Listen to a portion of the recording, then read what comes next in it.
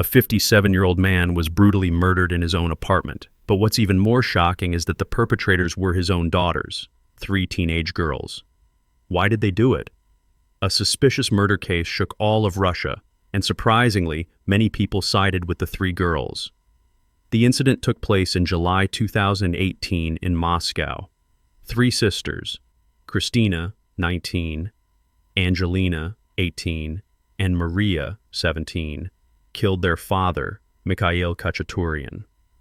According to the initial investigation, they attacked him with a knife and a hammer while he was asleep.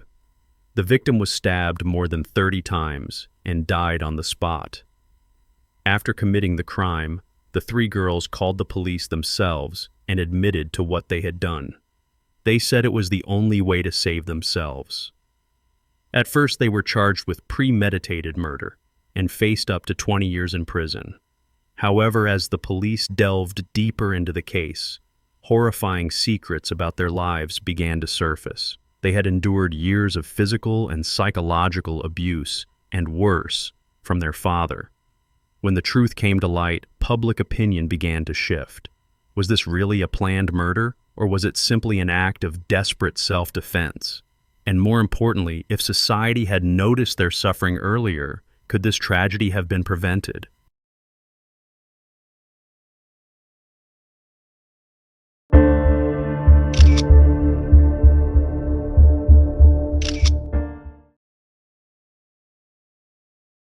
The victim in this case was Mikhail Khachaturyan, a 57-year-old man who appeared serious and respectable on the outside, but had a history of violence.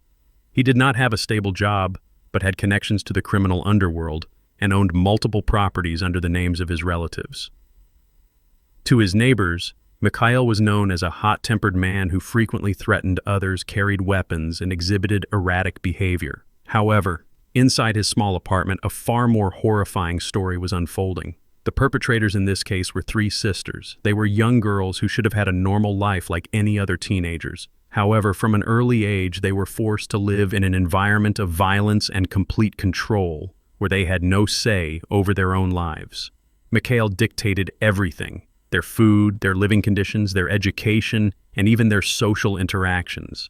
After their mother was thrown out of the house in 2015, the 3 sisters were left entirely under their father's absolute control. Mikhail not only physically abused and tortured them, but he also instilled deep fear in them on a psychological level. He saw his daughters as his personal property, forcing them to obey his every demand. To monitor them at all times, he installed surveillance cameras inside the house and set up a special alarm system to summon them whenever he wanted. They were not allowed to go to school, leave the house, or even contact their mother. Despite knowing about the situation, no one around them could intervene, as Mikhail had ties to both law enforcement and the criminal world. Neighbors frequently heard screams and crying coming from the Khachaturyan family's apartment, but no one dared to report it. Even when teachers at school noticed visible signs of abuse, bruises, fearful expressions, and anxious behavior, no authorities stepped in. In Russia, domestic violence is still not recognized as a separate criminal offense, and police often dismiss such cases as family matters unworthy of investigation. This left the 3 sisters with no escape. After enduring years of oppression, they gradually lost hope of running away or seeking help. The only option they could think of to end their nightmare was to eliminate the person who had imprisoned and tormented them. As Mikhail's violence escalated and his actions became increasingly brutal, they felt they had no choice but to act in self-defense. However, when the case came to light, society was left with a difficult question. Were these 3 girls truly criminals, or were they victims pushed to the edge?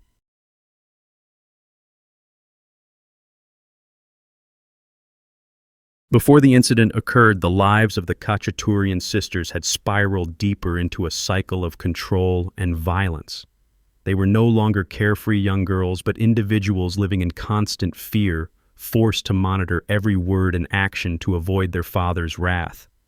No matter how hard they tried, they could not escape the beatings, humiliation, and psychological manipulation that he inflicted upon them. Mikhail Khachaturyan grew increasingly cruel. His punishments went beyond physical abuse, evolving into psychological torture. He controlled everything inside the house, their daily routines, their food, their clothes, and even their thoughts. Any small act that displeased him became a reason for punishment. On one occasion, he found a few strands of hair on the floor and beat his daughters, forcing them to clean the entire apartment for hours as punishment. Bruises and injuries on the girls' bodies became a common sight to neighbors and teachers. However, even when people suspected abuse, no one dared to intervene. When the sisters started attending school less frequently, school officials contacted Child Protection Services, but no action was taken. Whether it was due to fear of Mikhail's influence or society's indifference to family tragedies, help never arrived. However, what frightened the sisters more than the beatings was their father's twisted way of thinking. He no longer saw them as his daughters but as his property. His threats gradually turned into concrete actions, and the sisters realized that if they didn't act, they would never escape their fate. The breaking point came on one day in July 2018 when Mikhail returned home in a fit of rage. His actions that day were the final straw, forcing the sisters to confront a life-or-death decision: continue living in hell or save themselves. In the end, they chose the only way they could think of: to eliminate the man who had turned their lives into a never-ending nightmare. On that fateful night in July 2018, the Khachaturyan sisters could no longer endure their suffering. Years of control and abuse at the hands of their father had pushed them to their breaking point. They were not cold-blooded killers, but victims who had been forced into a situation with no way out. What drove them to the decision to end their father's life? In the days leading up to the killing, Mikhail Khachaturyan had become increasingly dangerous. His rage was no longer just physical beatings. It had escalated into psychological torment that never seemed to end. He used violence to assert absolute dominance, threatening his daughters with guns, knives, and terrifying words that convinced them they would be trapped forever. There was no one to protect them. No law, no authority intervened. They had tried to seek help, but every door was shut in their faces. One of the most significant aspects of this case is that the sisters never planned to kill their father. It happened suddenly in a moment of fear and desperation. That night, Mikhail became enraged over trivial reasons. He summoned each of his daughters into a separate room and sprayed them in the face with pepper spray as punishment. When Christina, the eldest sister, suffered an asthma attack and collapsed, the younger sisters panicked. They realized that if they continued to endure this abuse, any one of them could die next. After their father fell asleep on the sofa in the living room, the three sisters looked at each other. They didn't need to speak. They all knew what had to be done. They went to the basement and found a knife and a hammer among their father's tools. When they returned to the living room, they felt no fear, only relief. Angelina struck first, hitting their father on the head with the hammer. Maria stabbed him multiple times with the knife, while Christina sprayed pepper spray into his face to disable him. In their panic, they attacked him more times than necessary. When Mikhail staggered out of the room, Angelina grabbed the knife and drove it straight into his heart. It was over in minutes. The man who had terrorized his family lay motionless on the floor, surrounded by blood. The sisters did not flee. They did not try to hide what they had done. Instead, they called the police and confessed everything. When the officers arrived, they did not find three ruthless killers. They found three terrified, exhausted girls, barely able to stand. They made no attempt to conceal their actions, because they had not killed out of hatred. They had killed because they believed it was the only way to survive. But would the law see it that way, or would they still be seen as criminals for taking another person's life, even if that person had turned their existence into a living hell? After the incident, police arrived at the scene quickly and arrested the Khachaturyan sisters. Although there were no signs of escape or an attempt to conceal the crime, they were still taken to the police station for interrogation as the primary suspects in the case. The investigation began immediately. Police conducted a crime scene examination, collected evidence, and interviewed neighbors and witnesses. They quickly realized that this was not a typical murder case. Signs of prolonged domestic violence were present throughout the apartment: damaged furniture, objects bearing marks of abuse, and most importantly, medical records and prescriptions for tranquilizers prescribed to the sisters. These documents served as critical evidence that they had endured severe psychological trauma and chronic stress for years. At the police station, the sisters were separated and interrogated individually. At first, they remained silent, visibly frightened and unsure of what to say. But as investigators pressed them about their motive, they began to reveal the horrors of their lives. Their testimonies shocked investigators. They did not speak like cold-blooded murderers, but as victims who had been pushed to the brink of death. What they described was not just a murder, it was a long history of abuse, psychological manipulation, and overwhelming despair. Forensic specialists and psychologists were called in to assess the mental state of the sisters. The results showed that they displayed clear signs of chronic victim syndrome, a psychological condition in which victims lose the ability to resist abuse through conventional means and may resort to extreme actions when they see no other way out. Despite overwhelming evidence that they were victims of domestic violence, prosecutors still filed charges of premeditated murder against the three sisters. If convicted, they faced up to 20 years in prison. The case immediately sparked public outrage. One side argued that they should be punished for committing murder, while the other defended them, insisting that their actions were self-defense. The Khachaturyan case was no longer just a family murder.